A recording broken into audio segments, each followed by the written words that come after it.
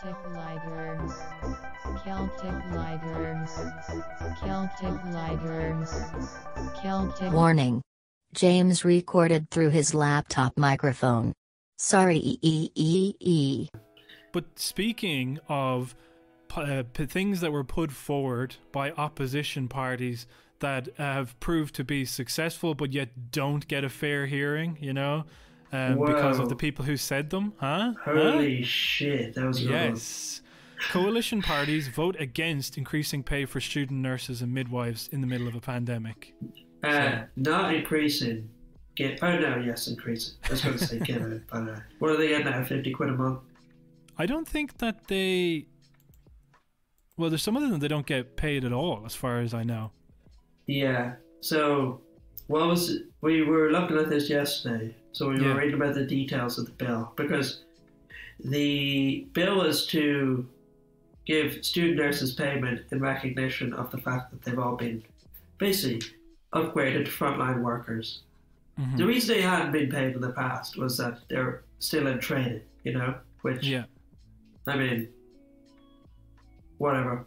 But now they're just doing work. Like, you read interviews with nurses and they're like, yes, they're useful. Normally they're not, but they're actually, we need everybody who can. They're doing actual work. They should be paid. Yeah. And then the government voted it down. And their official reasoning was that the language was too explosive. Yeah. Because the bill, or the motion, said that this is in recognition of the fact that student nurses are being exploited. Yeah, and also pointing out that it's a predominantly female profession, so that it is borderline sexism that they haven't been paid for the work that they've done thus far. And also the other part about it that people, and this the worst part, even worse is that we're reading all of this on a fucking Green Party TD. Like, he was like, I know it sounds bad that I voted it down, but here's why. And the first thing he says, he goes, now, just want to thank all the people. It's like, don't fuck the preamble. Don't bother, because you don't care, you know? And that's it. He was like, here's why I voted it down. First of all, I'd like to thank the nurses for their hard work. Yeah. Now, here's why I won't be thanking them for the hard work. Well, I won't be compensating them. So the thing was, okay, that the language in the bill was too aggressive, all right, whatever. I think that's a stupid reason, because it's a fucking motion. You can change it. It's a complete non-reason. Like, it's just, I've never heard that about any motion ever before. But the other part about it was included in the motion was also that the rest of their fees, their student fees, should be waived, and that also their travel and accommodation should also be paid for. And, you know, I think, what was it, Tony Groves on the Echo Chamber podcast, he's like, bit of back of the cigarette packet maths. He calculated it up to a number which was, you know, far less than would have been paid out to the private hospitals to rent them out for during the thing, you know, which we didn't even think twice about doing, you know. But even like at another level, you know, we train these nurses, right? We invest in them, but then because we don't invest in them fully, they leave the country. Like, why would they stick around when we're clearly taking the piss? So you're losing money. Like, the motion also recognised that as well. It was like, this is to stop brain drain. It's to stop these nurses going to place where they're actually getting paid or actually respected. You know? And it was voted down. Yeah, it was voted down, and like, but again, like, if you don't like those parts of that, then you can fucking work on the legislation. You know what I mean? It's like, you know, let's say, I don't know, I'm using an American example or something like that. Like, I guess just from a negotiating position, you ask for all the stuff and then you whittle it down, you know, if it's not working for you, you know? So the American example I was going to use was like this Medicare for all, where like people during, you know, the primaries were saying, what about Medicare for all who want it? I was like, no, Medicare for all. It's like, why are you compromising at this stage? But the acknowledgement is there that, you know, once you get to the table, you can start figuring the shit out. You don't necessarily have to give everything that's in the motion. Now, I obviously would strongly believe that they are entitled to everything that's in that motion, but I'm just saying that, like, to just say, well, no, I didn't like this part about it, so the whole thing has to go in the fucking bin, do you know? But, like, even... It's such a... The Greens love doing this, and I don't know why. It's like... Yeah. Do you remember they were like, okay, we'll just give up completely on the program for government. They can do whatever they like, because once we're in government, then we'll have a say. We'll be at the table. Yeah, it's bizarre. Yeah. And now they're doing nothing. Like they're just like, we need to do an episode on all the stuff the Greens have not done. You know what I mean? Well, this one is the most egregious because it lost by fucking razor thin margin. Do you know what I mean? Yeah. It was 72 to 79. Do you know? If the Greens if some of them had come together and just Nessa fucking Horgan, you know, who's praised as being this, there were abstentions. I don't know how she voted in the end, but like all these people, it's like you can just, you know, even abstaining is something. Do you know what I mean? That could be that could have increased the margins enough that, like, you know, I just find it. And then of course the Fianna Fáilers are bringing up, like, one of the messages that came about was oh, it was because PPP put it forward, so we couldn't vote for it, and we're probably going to put something forward. So then again, but Leo is like, oh, we're having a full review of student allowances, and he said, and we're getting it done as quickly as possible. The legislation could be as ready as soon as September 2021. I couldn't believe that he was saying that. I know, and it's just, again, all these people are going to leave, you know? Yeah. Like, because it's not even, like, it's not like these nurses are greedy. Yeah. It's like, they can't afford to live in Ireland. They can't afford the rent. Like, someone's even making the point that not only are they not getting paid, these nurses have longer hours. Like, some of them are, 12-hour shifts. Yeah. So they can't even work a part-time job like they normally do to cover their rent. So they're actually losing out on the ability to make money. Yeah. Like, which is horrific. And then, so, like, nurses who can't afford to live here, who clearly want to work here, but are being run out of the country. And then September 2021, like, if any sane nurse would leave this country, you know? Oh, God, like, yeah. By that point. And by that point, it's like we're hopefully, God willing, with this vaccine and stuff, going to be getting to a stage where we're like, they're going to be saying, they've been saying since the start, we have to try and get back to normal. And the first thing that they're going to be talking about is trying to figure out another word for austerity so that they can, who's going to pay for it? We need to do these cuts, the coffer, the cupboards are bare, all this type of shit. And so by that point, it's just, I know maybe there will be outrage and anger about, like, the nurses, and there should be, rightfully, at that stage. But it's just at the I don't know, you just feel like at that point, is there going to be, like, the whole country going to be fucking falling down around our ears to the point where it's like, the nurses are going to be struggling for airtime, I would imagine so. So nurses are in a hard position where, like, they really don't strike lightly, because first of all, nurses generally have a vocation to their job, so they actually care about if people live or die. Yeah. So they're aware that if they strike, people could die. Yeah. So, like, their bargaining power is already limited, and then I mean, there is also just the sexism of it, Most nurses are women. Well, I put out a tweet which I thought was very interesting that this person posted there, or I retweeted something. Sorry, she goes, "This is at Mary a bunch of numbers. Actually, Mary J 1979. So actually, she might just be an old one.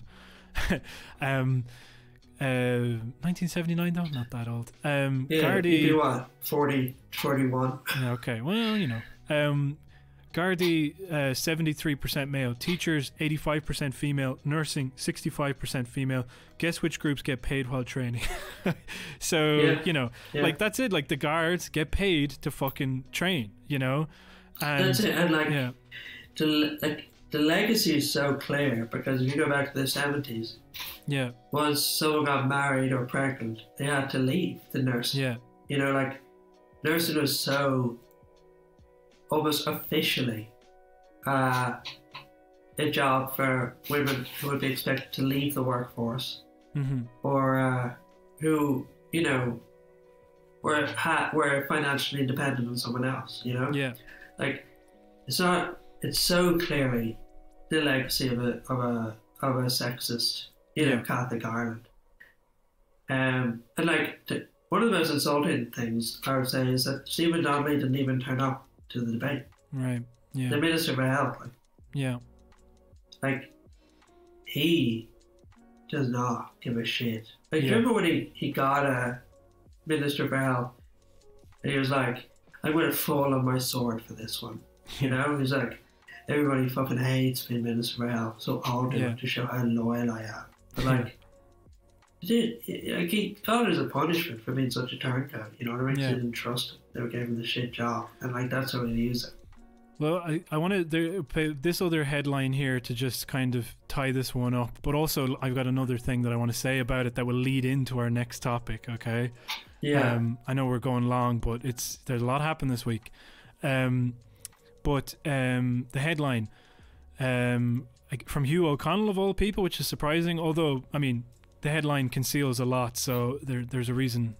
Who's that? Who's Hugh O'Connell? Hugh O'Connell is Kate O'Connell's sister or brother, and he's you know, a big Fine Gael stan anyways, and he's the one who also wrote that article where Leo complained about the homophobic, racist abuse that he got, because, you know, Hugh O'Connell is a loyal guy who will just peddle that, you know, shit or whatever. It's not shit, okay? I'm not saying that he doesn't receive that. I'm just saying that, like, it happened that they brought it up in a Fine Gael parliamentary meeting, and then he made this claim that it was all Sinn Féin people, and then also said that they needed to hire online people to basically combat this type of stuff. And as if they don't already, you know. But so the headline for this anyway, in relation to what we've just been talking about: politicians secretly voted through deal to give coalition parties extra staff despite warning it could impact low paid staff. Now, coalition parties' 330k deal could hit low paid Dáil workers. So they were told that there were people working in Leinster House who were struggling and were underpaid, if paid at all, like on internships, and that if they voted through this you know, that they would get other staff, that this would impact those people getting paid, and they decided to go ahead and do it anyway. But the disingenuous part about this is he used the word politicians and coalition. In fact, this is the rare moment the Greens voted against this happening. Wow. So to imply that it's coalition when instead of just Fianna Fáil and Fine Gael, you know, is you know, so anyhow, I just thought that was interesting. It's like, when it comes obviously to pay increases, holidays, all of this shit for themselves, the wording is not too aggressive. We can get this done in a day. We can fucking get this out in an hour. It'll be fine, you know. We can get this done in private. We can get this, you know. Do you like it in a plane? Do you like it on a train? It's like, you can have it any variation you want. But if it comes to like paying nurses, then we have to really think about it. And this will lead into my segue where Simon Harris tweeted out, you know, we need to, I think he said something like basically about, we need to reject homophobia and racism, and will Sinn Féin do this, and this is disgraceful. And of course every single comment underneath it was, why did you vote against giving nurses the money that they're owed? And he responded to some of them. He's like, I'd be happy to answer this question. Actually, I paid them when I was Minister for Health, and I hope you'll join me now in rejecting him. He's like, no, people are asking, why did you vote against this bill in particular? And he's like, no, I paid them when I was Minister for Health. And then of course anybody can look up fucking headlines where he was threatening any nurses that would go on strike. They was like pulling fucking teeth to get them to give the nurses any extra money, and it was a paltry sum. And in the middle of a pandemic, it is fucking different, and it's student nurses as well. It's just do you remember how much they paid them? Well, he fucking kindly pointed it out, so let me pull this up. Because the other thing is that the nurses' registration fees are coming up.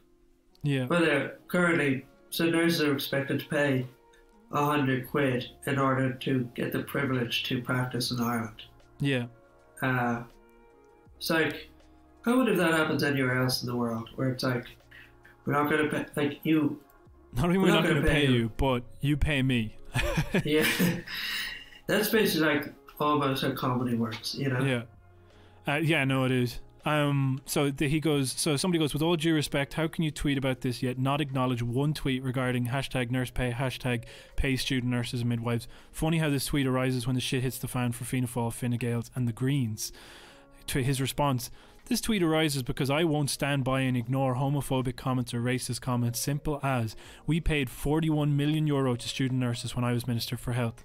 And then people keep asking him to elaborate further, like, why did you vote against this? But he doesn't get back to that. I know, and like, it's not even conspiracy at this point of like, oh, why they suddenly talk about homophobia. Yeah. Like, Fine Gael's strategy is overtly, to the point where backbenchers and members are even being like, can we please stop doing this? Yeah. The strategy is openly criticise Sinn Féin. Just like, at every moment, pivot to criticising Sinn Féin. Yeah. So like, it's not conspiracy that this is happening. It's just public strategy. One other addendum, actually, he responded again to somebody else, but he also added at the end, on the student nurse issue, when I was health minister, we paid student nurses 41 million as healthcare assistants. Now a decision to provide financial support via PUP. So the pandemic unemployment payment, they're using that to pay the nurses.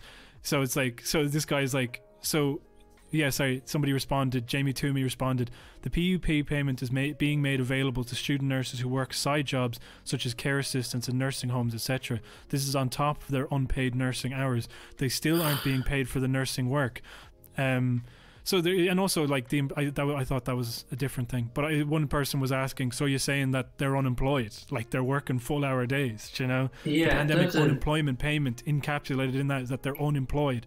Why are they being paid this rather than the wage that they're fucking owed, you know? Like, it's basically class warfare. Yeah. Like, when you're saying in order to be a nurse, you have to pay, you know? Like, the people who are going to come out of this are the people who can be supported by their parents, you know? Yeah. And like, that's what you got to do. That's what you got to do. You're lucky that your parents can support you. Yeah. But like, to not properly look after the nurses who can't afford that. Yeah.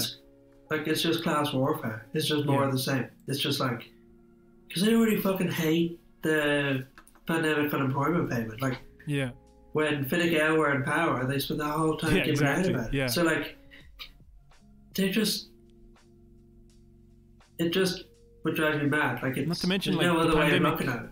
Unemployment payment is €350 a week. So do you think that the work that those nurses are doing, because they are effectively nurses now and doctors and all this, do you think that that's worth $350 a week, or do you think it's worth more? Because it should be worth more, especially in the middle of a pandemic. You obviously think it's worth less. Do you know what I mean? Yeah. Like, but I think I just want to be like, it's clear. It's class warfare. Do you know what I mean? Yeah. Like, when you read about policies in America that unfairly persecute black people, like, that's an obvious outrage. Like, these are the same policies affecting Irish working class people and women, and like, there's such a long history in the Irish state of persecuting women, the working class women, and exploiting them for free labour.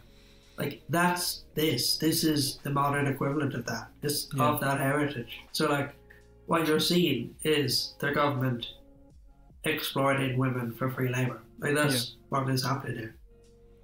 Well, that's what I wanted to bring that with Simon Harris, to bring that up. The reason he's posting that about homophobic comments and stuff like that is because on last Saturday, Brian Stanley tweeted out something about, I don't know, fucking two attacks by the IRA or something. He said there was the attack in 1921, I think. And one in 1979. Yeah, and that was carried out the same day as Mountbatten's assassination. Though he's clearly only referencing the murder or assassination of the British troops. And he said that both were efforts to drive the British Army out of, to teach them a lesson. Yeah. It's a pity they were such slow learners. Yeah. And like, I don't think that's a very good thing to say. I'll be honest, I don't really like even stuff in, I mean, not necessarily 1916, but I don't know, maybe it's just the older I get, but the celebration of violence or like anything is kind of like a bit gross to me, you know? Exactly. And like, there is also, like I'm reading this book at the moment about the distant IRA, and like, it's not like, you know, Republican violence isn't gone, you know? And like, I always think that if you look at the pattern of Republican violence, or like, you know, or of violence along sectarian lines, because obviously the Unionists are happy to give their fair share. Yeah. It's like, it always happens with the next generation of young men. You know, you had like 1916, 1920, then you had the 40s campaign, then you had the late 60s, you know, when those men were 20 and the previous generation were older, become more passive. You had another recruiting drive in the 80s. Like, you're seeing now a new recruiting drive within the distant IRA, you know? So, like, we could... Where are you seeing that? Where am I seeing it? There's this book, it's called Unfinished Business. It's about the distant IRA, and apparently there's just a lot of, like, you know, particularly in a place like Derry, sure, like, Jim and Lyra Ricky were shot. And, like, they say there's a lot of unionist paramilitaries active in the north, and then they're just, like, there's groups that are active at the moment, like, 32 County Socialist Movement, or IRG, or there's some other one. Anyway, there are, like, I'm not saying it's at the scale of, like, you know, the 60s or 70s. I'm not saying it's like a military organization. There are, like, you know, political means as well. Like, I mean, I agree, or whatever it is. I know that there's, like, certain, I believe, I could be wrong, that there's, like, racism and kind of nationalist bullshit. Like, there's nationalism and then there's racist nationalism, you know? Yeah. Like, kind of supremacy almost. But like, sorry. But you also, like, the guards are doing, like, you know, but like MI5 to target. Exactly. Like, there are, I'm just saying, like, it's not a time to be celebrating violent campaigns. Do you know what I mean? Yeah. I think, like, obviously to be honest, I didn't really like the glib type of stuff about it, and it's kind of like, you know, the fucking lad down the pub singing the rebel songs, like, we really give them what for, didn't we? And it was like, yeah, you, like, shot their guts out with rifles. It's like, you know, violence is disgusting, no matter, it's you know, I'm not saying that in political circumstances it's not necessary in some cases, you know, and I don't know, I'd have a debate about that. I'm just trying to, you know, figure out my own thoughts on that. What I'm saying is the celebration of violence in that way is inherently disgusting to me, you know, because it's, like, so removed and abstract, and it's very fucking tasteless. It's just gross, you know. Like, the peace process was one of the, like, the violence emerged for reasons, but the peace process was, like, one of the biggest political successes of, like, the Irish project, you know.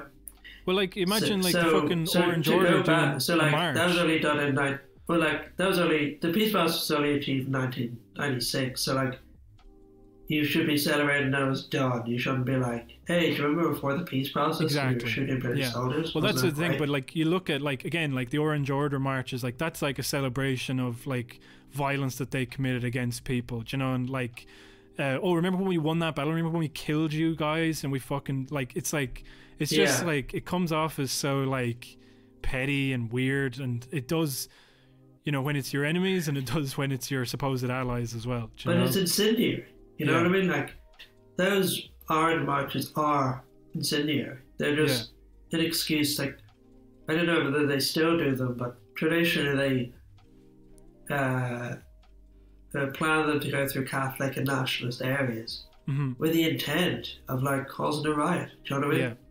Or they'd go and then they get drunk and they'd come back and just beat up any Catholics they could find. Like they were violent things, you know. Well, I don't think it should be ignored, the context of the events that he's talking about, though, because people have, like, to me, I'm targeting the man and his kind of, like, the glib way that he put that out. But to them, they're kind of like, we need to be very careful of this because of, like, you know, either the dangerous precedent it sets. You're like, okay, maybe a tweet that is deleted could set some dangerous precedent. And then the other part is where they go, well, actually, he's completely wrong on these. And, you know, that there's almost like a kind of defense of the British forces that's kind of like... That's the weirdest one. Yeah. It's like people, you see, like, particularly with Fine Gael, they would prefer to side with the DUP than with Sinn Féin. Do you know what I mean? Yeah. And, like, I, obviously, like you, I'm not a fan of violence, but like, I don't think we should forget the Troubles, or like you should necessarily be ashamed of the entire movement. But like, yeah, it wasn't a response to nothing. Sure, with the 1979 thing, wasn't that in response to like Bloody Sunday? And then like the fucking 1920, it's like, you don't want to be fucking throwing stones at that because that's getting too close to your guy, Michael Collins. Do you know what I mean? Who, like, you stand in front of a portrait of him and celebrate. Like, there's going to be so many centenaries coming up that you're going to want to fucking take out the tricolour for and bat your, you know, puff up your chest. And like, yeah, it's a hypocrisy. It's disgusting, you know? And like, ultimately, there was a peaceful conclusion reached. You know, that's not for nothing. So, like, the people were fighting for something they believed in. Yeah. And then they also reached for peace when they felt like it could be done. Like, I mean, there's always that thing of, you know, we read about, what's his name? Mark McGuinness or Jerry Adams. Yeah. They're so secretive and reluctant to commit to things at the peace process. And, you know, it's because they could have got a bullet in the back of the head at any moment. Like, they did risk their lives for peace, you know. They did horrible things as well. And also, like, there's a part where you know the people that you're dealing with. Do you know what I mean? And, like, I think that the other thing that's kind of backfiring is, you know, there is... here's what I'm seeing. Here's, like, genuinely what I'm seeing is... similar what happened with Corbyn. It's like, okay...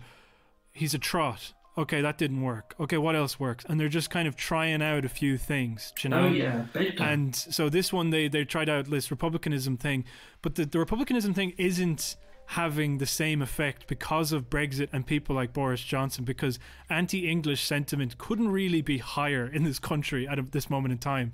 Do you know, like, you literally have, like, Priti Patel saying, like, oh, maybe we should starve the Irish again, and, you know, and stuff like this, and it's like...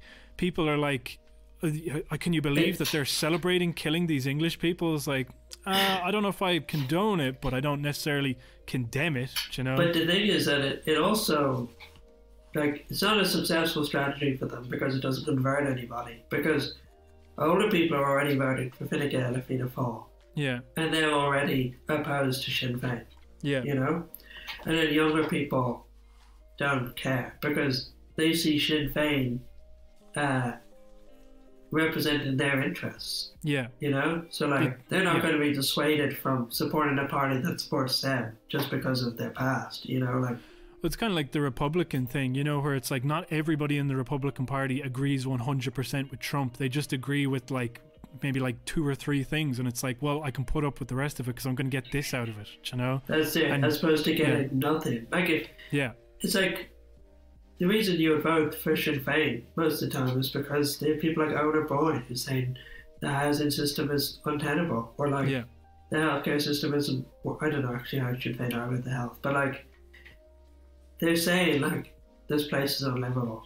Well, there's insurance as well. There's Pierce Doherty is usually, you know, he's been railing against big banks and all these kind of multinationals for ages.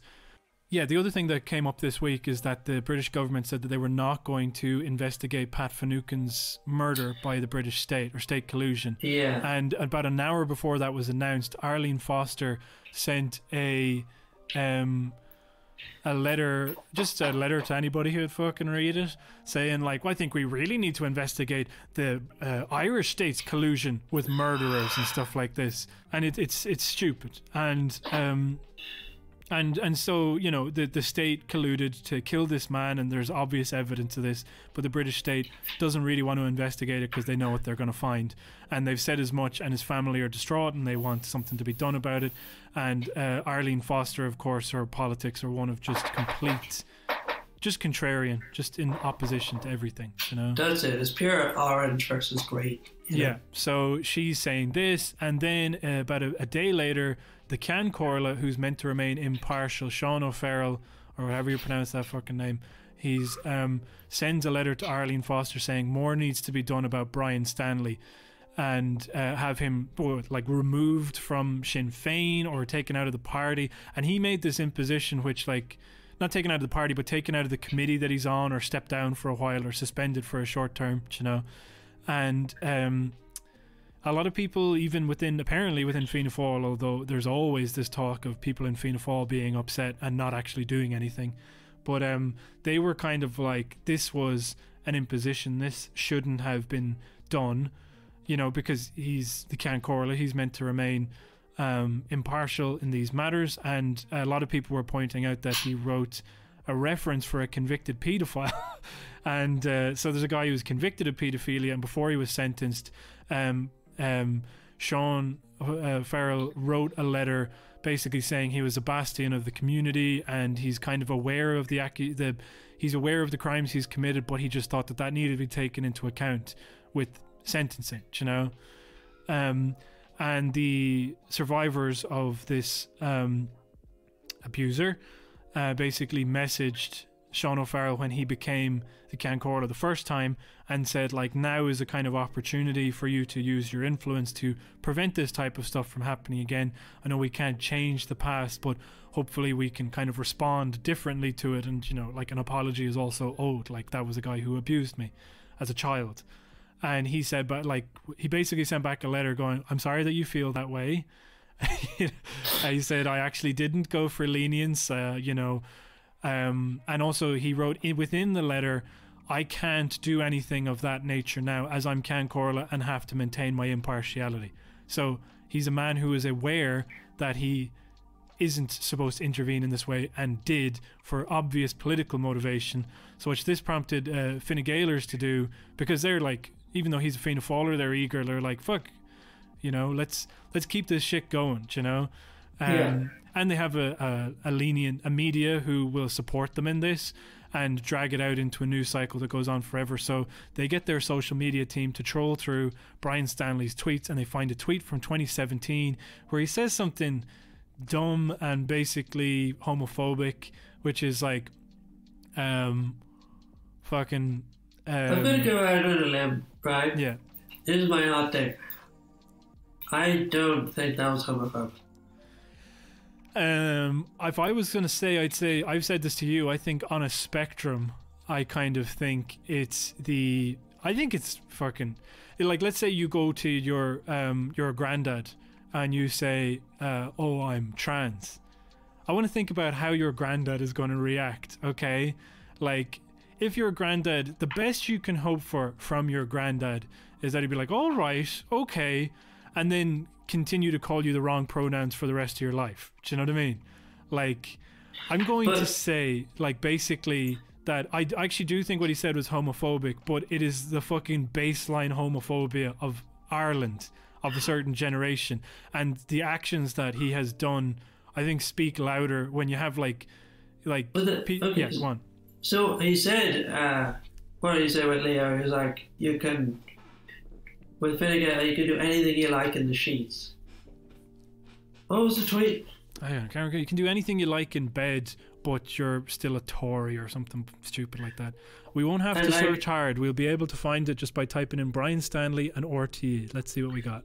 So unless I incredibly misremembered it, like, it felt like the point he was making was that, you know, Sinn Féin are all for, like, social progress, but they're always going to engage in class warfare. You know, I don't think I think it was pretty badly worded. Here's the tweet. Yippee for the Tory. It's Leo. You can do what you like in bed, but don't look for a pay rise the next morning. So 2017, I don't know what the dates, people are trying to correlate it. He claims that it's in response to Leo saying, I'm Taoiseach for the people who get up early in the morning. And he says, like, you know, that's what it was in relation to. I don't know if I buy it. Also, I just truly do not care. Do you know what I mean? Like, I know it's not for me as a straight man to say, but like Leo talking about homophobia when like there's a literal footage of him on the Dáil floor saying that gay people shouldn't be allowed to adopt. Like, that guy did not say that. Do you know what I mean? Yeah. That guy has promoted gay rights and done the exact opposite. In fact, I think I could be remembering this incorrectly, but he basically defended himself and said he put forward a motion recently to make gay adoption easier, essentially. Do you know what I mean? Like, well, this is what I'm talking about with like the actions and words. Like, you can have your insensitive and stupid words and you can just chalk that up to being an old guy who kind of like doesn't understand keeping up with terminology, especially in 2017. No, you have no excuse really there, but I'm just saying, like, I don't like personally, it's just a point I remember hearing about Barack when he was elected, when he was made Taoiseach. It was like, there is this thing, and it was or even before that, when you had the gay marriage referendum, and you had these points where it was like, finally, now gay people can just be Tories like the rest of us, you know? Like, it was this project of, you know, basically allowing, like, gay men, a lot of the time, into the upper class, you know, into the elites. And, like, yeah. I remember there's a great play by Oisin McKenna, and it was all about just that idea that you have these members of an oppressed group who really just want to become the dominant group, you know? Yeah. So, like, I could be reaching, but to me it just speaks to that. It's like, you're not really helping people. You're just allowing other people to fuck other people over. You know what I mean? You're saying, like, now you can be one of the people who fucks over the working class people. Yeah. You know? Well, I mean, because because Leo's first campaign was, again, class warfare. It was whoever cheats, cheat us all. It was I'm the Taoiseach for the guy who gets up early in the morning. You know. And because earlier in the year when he said about taxing multinationals and said that you can't even be middle class and white these days, you know? Yeah, and like, I mean, I just don't get the vibe from him that he's saying like, oh, anything goes these days, you can be gay. It just seems like he's saying, you know, this is just a new veneer on, you know, same old. Yeah. Oh, yeah. No, that's basically it. I think he's a shit, and I don't mean a shit poster. I mean, he's just shit at posting. He's just a bad poster, you know? Like this guy, Brian Stanley. He just clearly posts dumb stuff.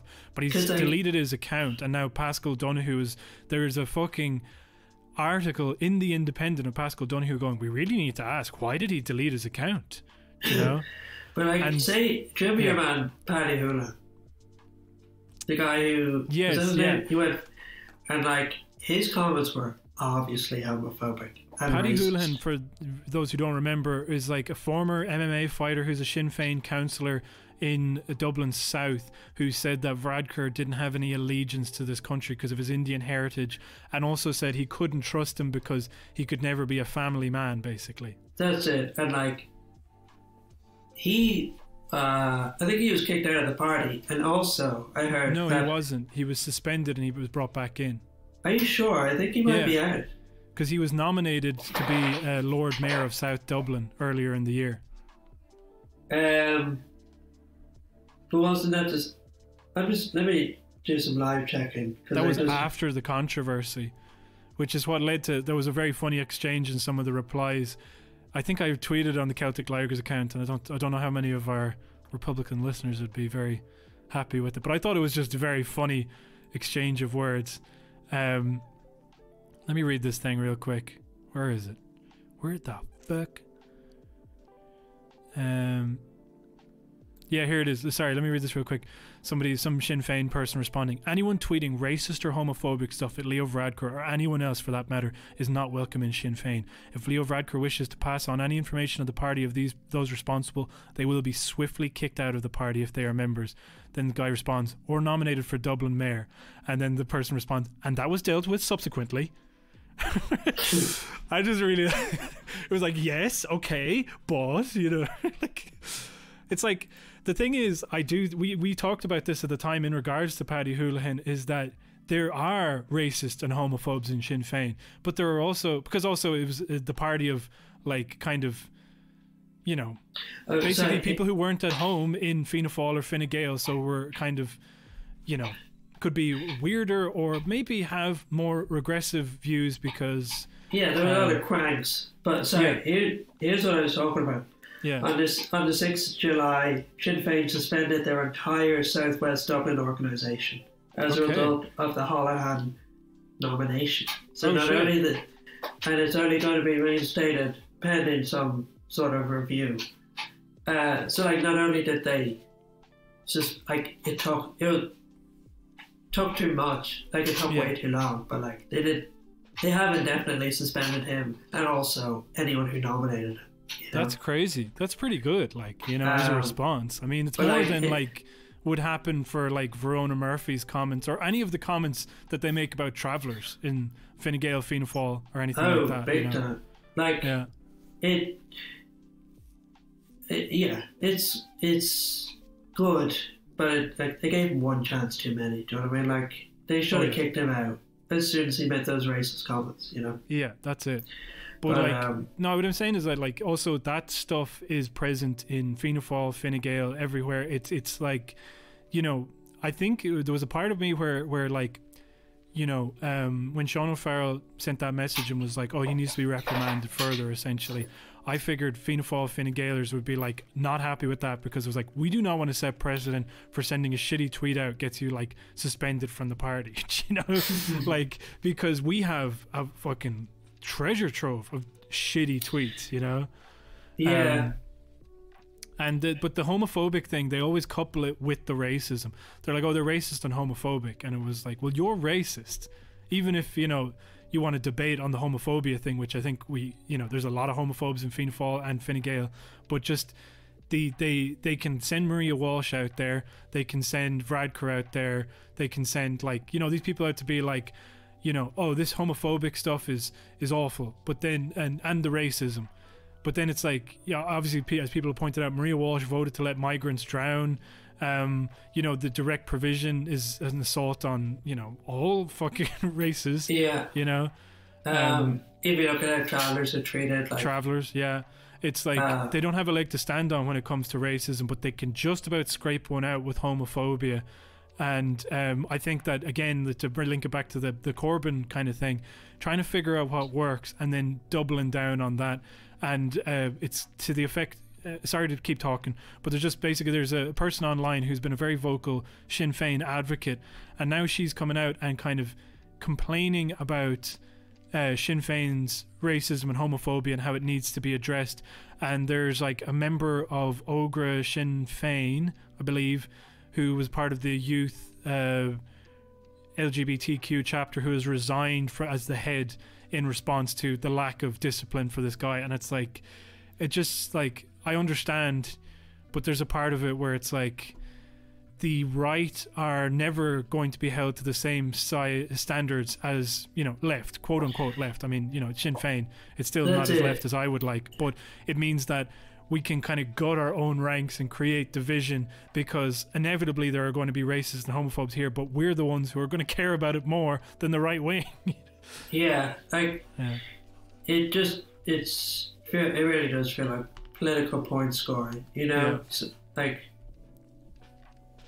the best way to score a point, I mean, with the Corbyn thing, it's like they're accusing the Tories are accusing the Labour of being anti-Semitic. Yeah. And it's like, that is extremely rich, Yeah. Like, as if you aren't racist. So, like, they could point to examples, but it was to ignore their complicity. And that's what it feels like with Fine Gael and Fianna Fáil. It's like, they're pointing towards legitimate homophobia or legitimate racism, but they're ignoring their own complicity with it. You know, like you have extremely racist, like local councillors in Fine Gael. Like there was one guy up around me who was posting like anti-Muslim stuff. You know, and like I know we keep saying it, but the treatment of people in direct provision. Well, sure. What Helen McAtee said as well, and then Fianna Fáil, Darragh O'Brien saying that you know with the that to put a strain on the housing market, you know, with this new thing that they were putting forward to allow people within direct provision to seek rental accommodation and whatnot, you know? Yeah. To get out of these vicious systems, they are always pushing back. And what they always mean by it as well is that, like, you know, because, you know, an influx of migrants and stuff like that can, like, completely change a town and enliven it and enrich the experiences of people. For example, there was a bacon factory in Gort here in Galway where just the entire town became populated by Brazilians, you know? Yeah. And this is just a small town in the middle of nowhere that all of a sudden just has a new life and a new purpose to it. That's it. I saw a community play about that. And like, it was so clear that they've been managed well. Like, the issue with immigration is that if you just stick these people in direct provision, it's going to be so much antisocial behaviour because of course. But when you have a town like Gort where the people are coming in, they're allowed to work and fully integrate themselves, it tends to be beneficial or like neutral. Do you know what I mean? It's not a negative drain like it's. But what they say when they're saying this stuff is like, you know, you're not Irish, you can't be Irish, it's dog whistle, low key, dehumanizing shit where it's just like, you know, I don't know, they just become these other people, these invading barbarians who, you know, will kind of, no, we can't have them here. The hordes will just be knocking down our doors and they will make things worse. And it's like, you know, it's just another thing of like, there's not enough room, we're full, you know, and it's like, there's fucking room and there's resources and you're not using them correctly, you know? Yeah, exactly. It's like, they're basically saying the current system can't accommodate them. As opposed to changing the system. They're just... But it's like, these people, it's like, imagine there's racism, there's homophobia, but with the Sinn Féin councillors in this case, and TDs, you know, this is rhetoric for them. It's not fucking action or policy, which it is for Fianna Fáil and Fine Gael, you know? Like, they're just trying to separate all of their disgusting things that make people's lives measurably worse, and they're making it separate from being racist and homophobic, you know? Being racist and homophobic is when you say things online that are mean, you know? Whereas the stuff where you keep people in basic detention centres for indefinite periods of time or let them drown in the fucking Mediterranean, that's just policy, you know? Exactly.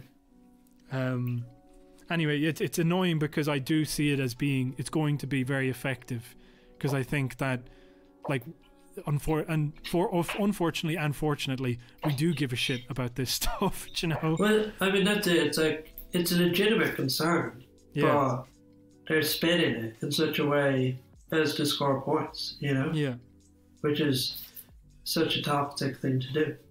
Yeah. I would love, like, across the board, like, to just have, you know, I mean, one of the things that happened in Labour there recently, I'm trying to avoid talking about UK politics or US politics, but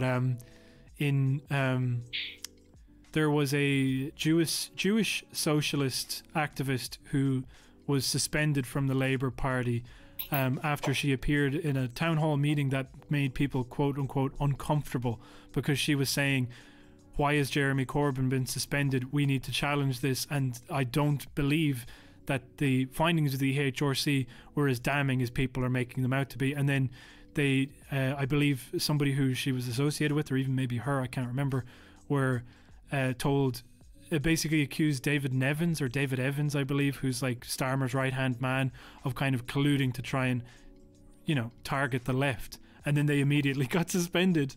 And meanwhile, they've welcomed back into the party a donor who was there under the Blair years and left during Corbyn. They invited him back into the party, and when he has basically said, he's basically condoned apartheid in South Africa, you know. And there's a number of things within the Labour Party who have found that, you know, they were like something ridiculous, like 70 to 80% of Muslim Labour Party members have experienced or witnessed harassment for being Muslim, you know. And there's anti-black racism. There's so much stuff that was not addressed in this one EHRC document, and probably won't be addressed because it, you know, it would implicate members of the right in the Labour Party. So yeah, it's just this weaponizing of these issues, which are societal issues that need to be targeted wholesale, not just on one party in particular. You know, I just don't think that there's more of an abundance of racists and homophobes in Sinn Féin than there is in Fianna Fáil or Fine Gael, you know, or like that there'd be, if the difference was there, it'd be negligible, is what I think personally. Yeah. Not to say that it doesn't exist, and it does need to be addressed, but like, just fucking, like, the world we're living, these people need to go. They need to not be here anymore. Like, how much is going to be left of this country if they make it to the end of this? And what, fucking Leo being Taoiseach again? I can't bear it. Why are you doing this to me? Do you know? I know.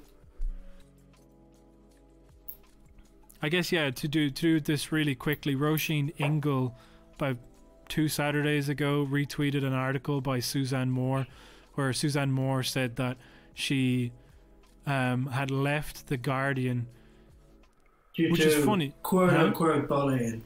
Because she was bullied by 300 people who signed a letter to say that she should leave, and maybe within... No, they didn't say that. They said they're unhappy with the transphobic direction of The Guardian. Yeah, sorry. Tell a lie. And Susan Moore took it personally and said she was bullied out of it.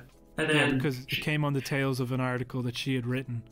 That's it. So she said, I've been silenced because her editor didn't stand behind her.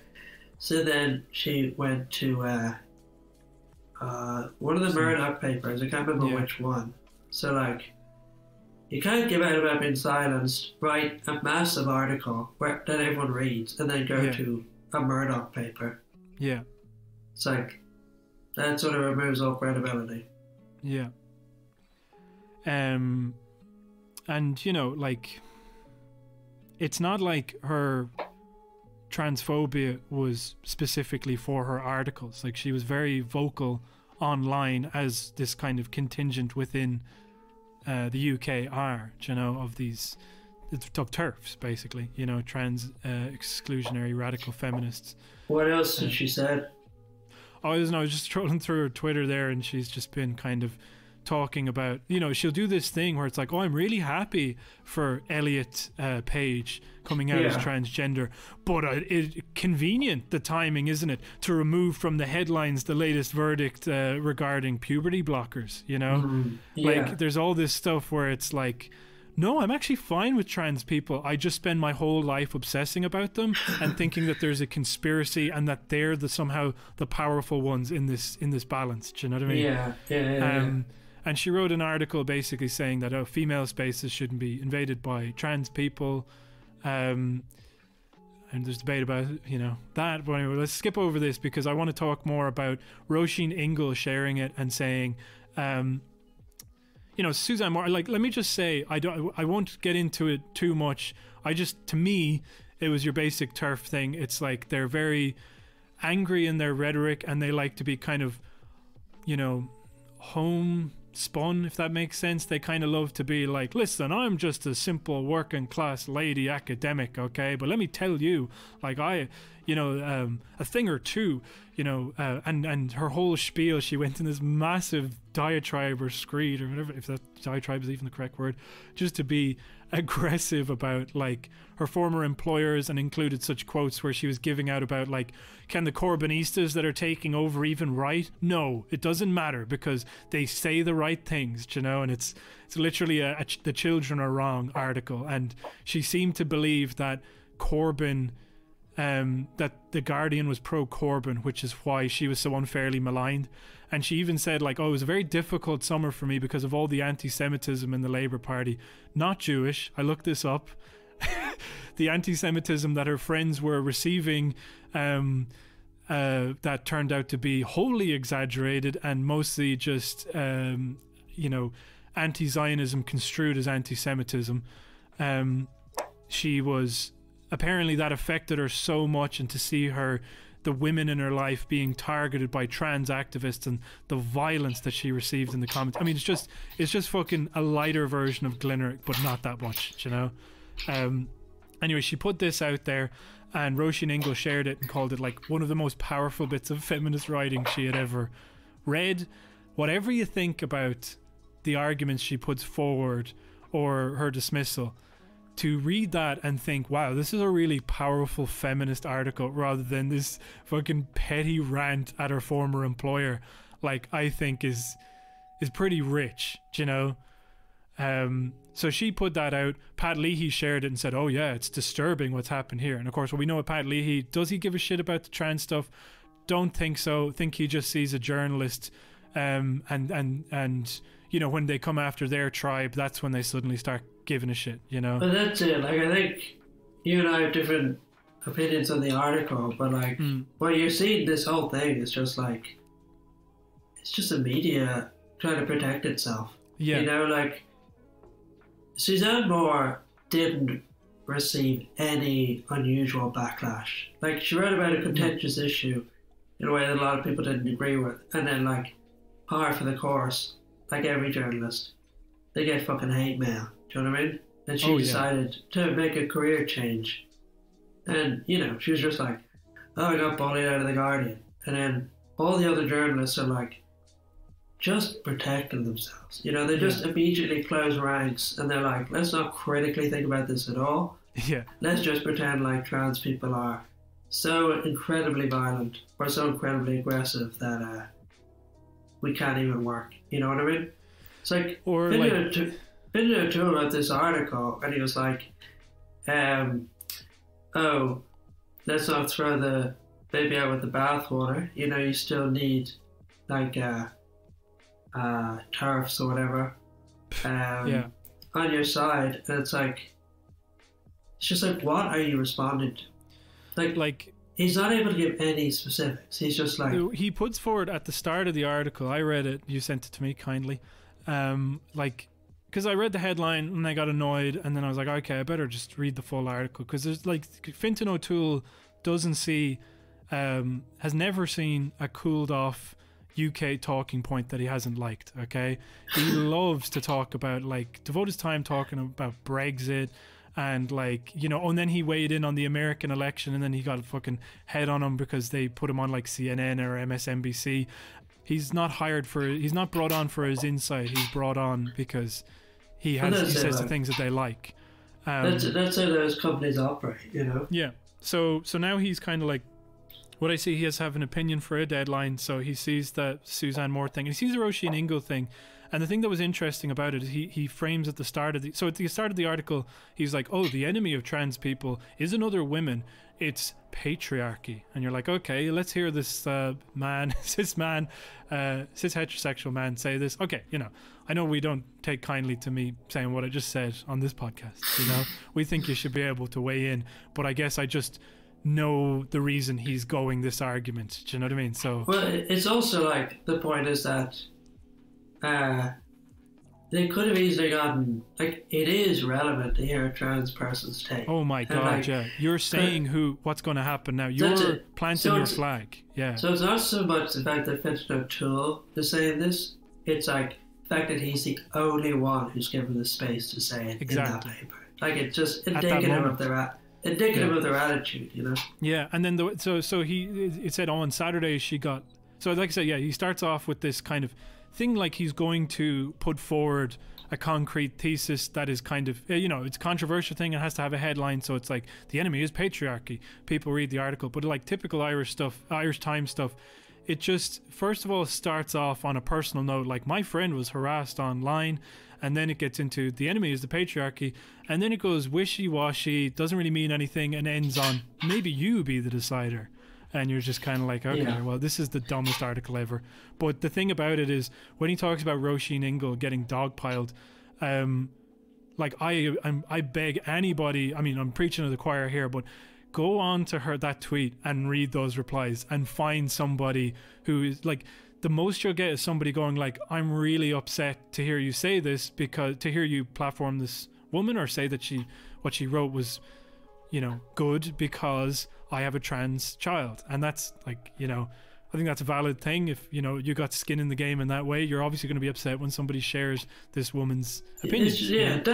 It's also not an aggressive thing to say. Do you know what I mean? It's like, I don't agree with this, I don't think you should be sharing this. Yeah. And this is why. It's like, you don't have to agree. Yeah. But it's like, it's not in any way unfair to say. No. And that's what happened. And I also think this thing with Suzanne Moore, just take that back for 2 secs, because she's kind of saying, oh, the violence and the language that I've received has been so much worse from the left wing. And I was like, is it, or is it because you respect those people more? So their criticism and their insults hurt a lot more, because also you're being called out and you're bullshit. You know, like, it's kind of, that's the reason liberals hate, you know, quote, progressives, until that word has to be retired because the liberals take that.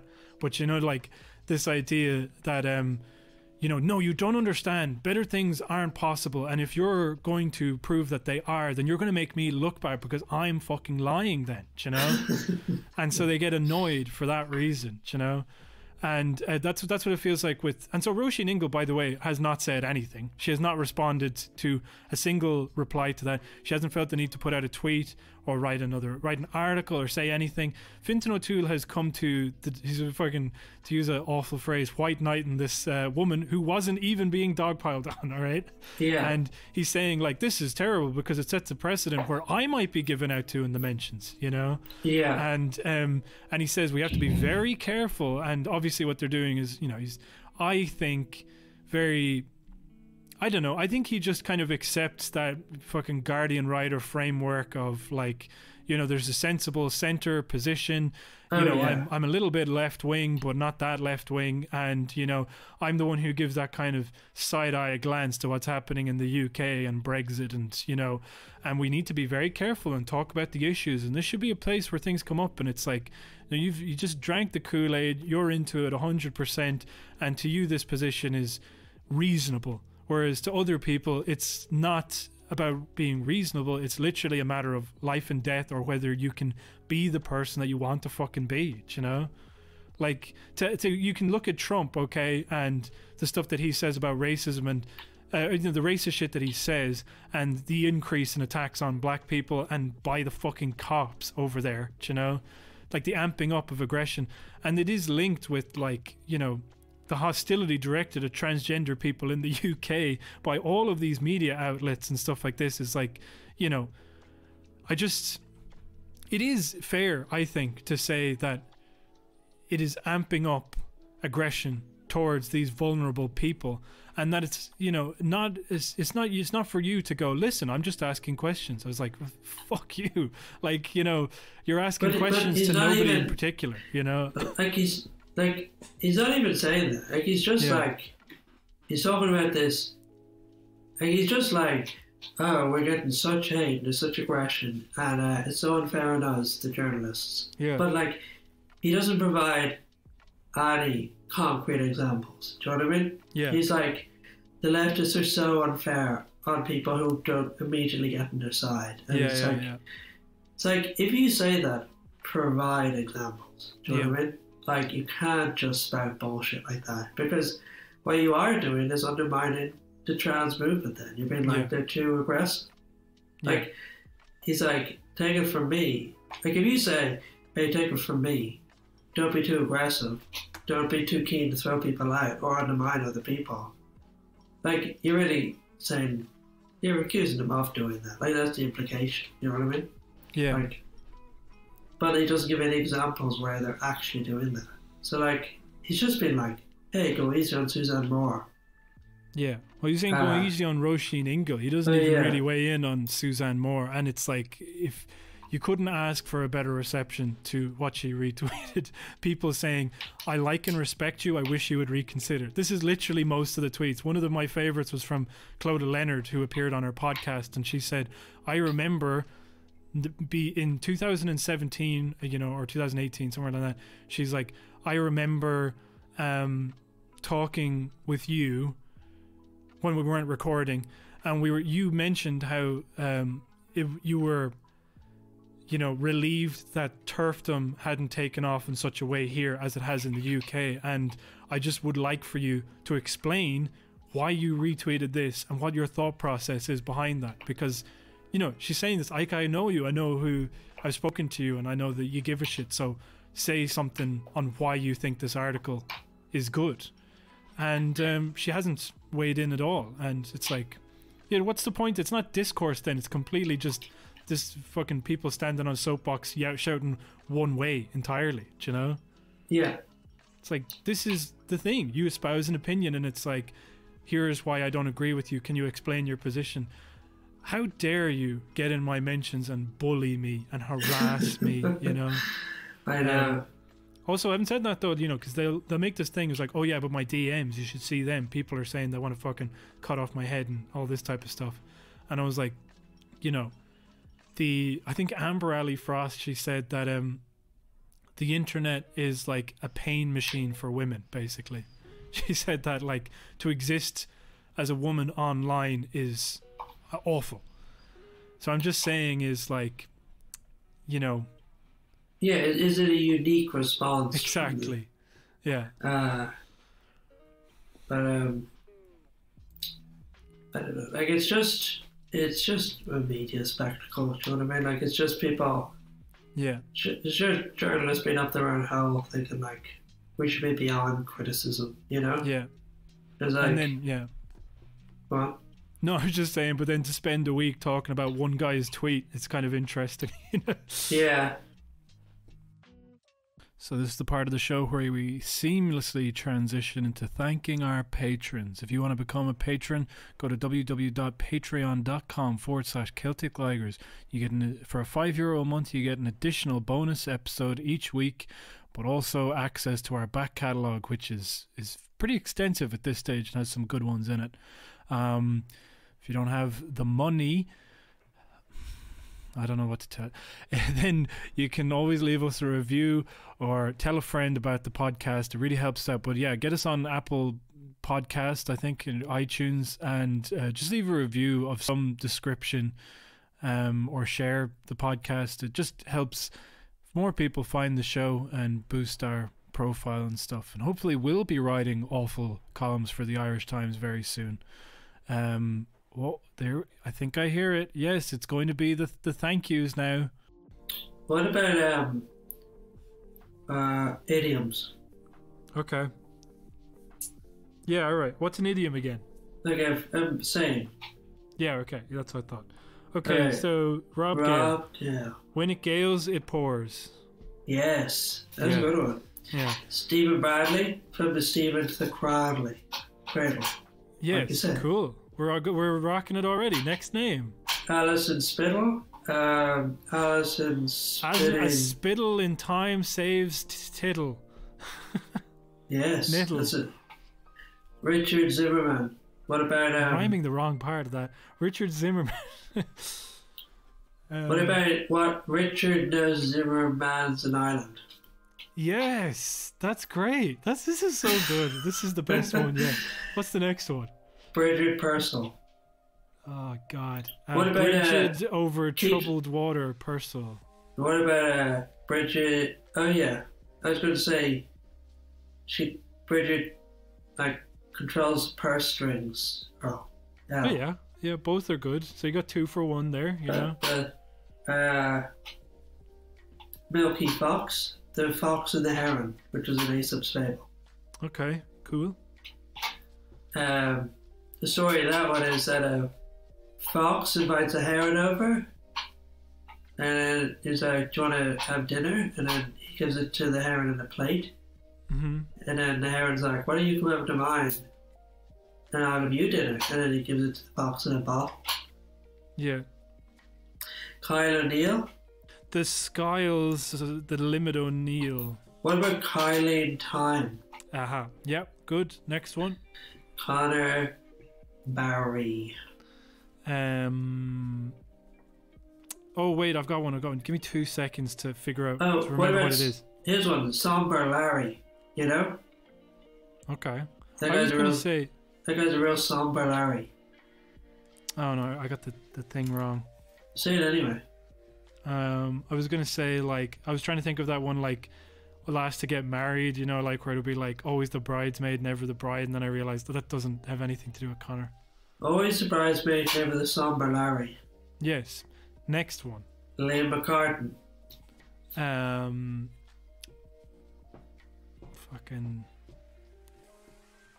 Liam McCartan Ways. What? Parton Ways. What about Liam McCart before the horse? Yes. Why didn't I think of that? That was a good one. Clara Newlawn. What about Clear Skies? That's news. On. Yeah. Let's go. Yeah. Niall. Niall McGillicool. Niall. Mike. What about Niall's? My girls are cool. Yeah, like that common saying. Next one. Well, a fish might say that to you. Yeah, they'd be like, "Oh, well, you know, my gills are cool," and people would be like, "That is very profound." That's actually so relevant. That really applies to my fish life. Yeah. Human lives wouldn't really get it, you know. Yeah, fish lives matter. What about Ronan? Ronan Carey, Ronan Scary. Okay. No, Ronan. No, that was that's my favourite bit. Don't you dare change this bit of never calling Ronan anything other than Ronan Scary. Neve Kelly, who is now a €5 patron. Thank you, Neve. Neve, give us some welly. We've done that quite a lot, I believe. Okay, well let's give her another one. Yeah. Neve all welly and good. Yeah. Yeah. Paulie Doyle. Oh no. It's bad. I'll do it, but it's bad. I was trying to think of something to do with spoil, and then I was like, there's no use crying over spilled milk. So I was like, there's no use Paulie over spoiled milk. No use Pauline over spoiled Doyle. Yes, perfect. Joe Joyce. Oy vey. No choice. Like I have no choice but to, you know. To bend the knee and salute the king. That's it. Yeah. That's what you do when you salute. You bend your knee. Yeah. To courtesy. When you courtesy and salute, you know. That's what it is. Once I eventually move, which is hopefully going to be in the new year, we really want to get like a Twitch thing going and start like we've got this fucking killer idea that I really want to get going on, but we need a good internet connection. I just don't have it here. Yeah, where are you going to move? I'm thinking of moving to Kilkenny, and I might have a place for €203 a month, which is pretty good. That's amazing. Bit of a box room, but there is a desk downstairs that I can use, so I'm seriously considering it, because I'm getting to a stage where I was like I'll be here in the house and I'll be like, oh, you know, like, here's for example, okay, I see a game that I want. Oh, that's half price. I can just get that, and it's €3, a bit of fun. And then you look at it and it's like, this game is 2 gigs, so it will take a day and a half to download. And you're just like, I can't even just. So my time now is like the thing that takes up the least amount of bandwidth is just fucking scrolling through Twitter. Okay. Yeah. Now I could be reading, but like, I mean, if you just look out my window and see the fucking Baltic conditions that I'm looking out at, it's like you just hear the entire house about to take off, and you're reading about like Charlie Haughey. It's like I don't want this for myself, you know. Yeah, I've seen her. It's wouldn't fancy it. Do you think you like Kilkenny?